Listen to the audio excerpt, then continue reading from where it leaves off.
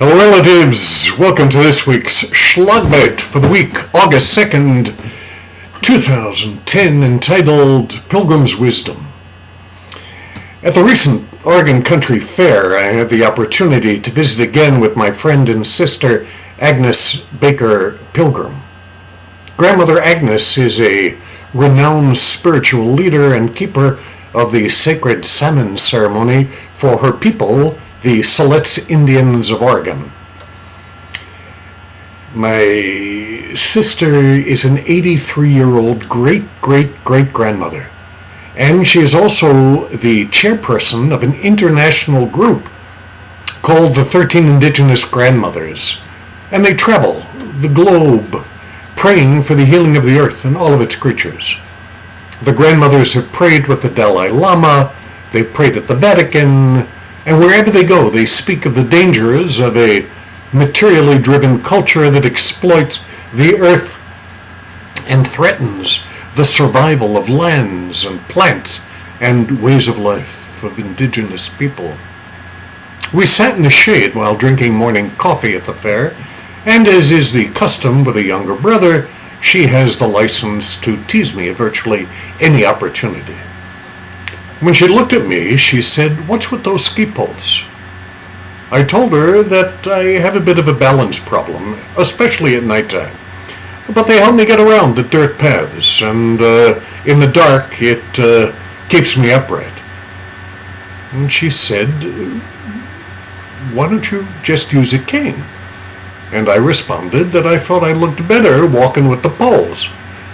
She smiled and said, "You need an attitude adjustment, brother," and shook her wooden cane at me.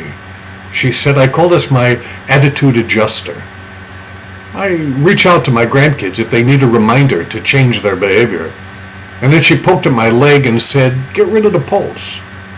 You need a walking stick, a wooden stick. Look at it as a gift from the Earth Mother who's holding your hand as she guides your feet on her face. She'll keep you in balance."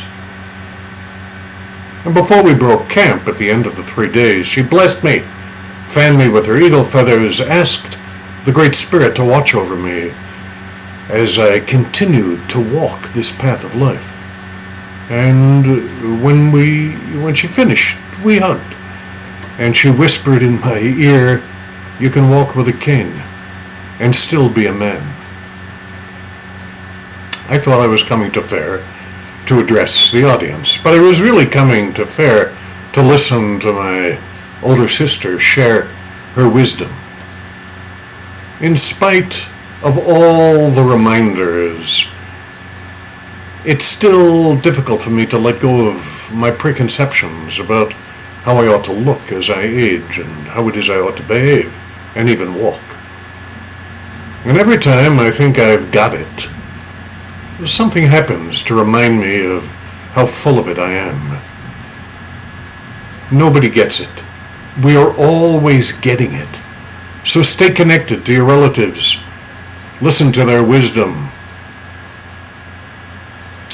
Stay connected. Stay connected to others reminds us that we're not alone on the journey, that we're all connected as relatives. Have a wonderful week. I say this for all my relations. Mitakuye.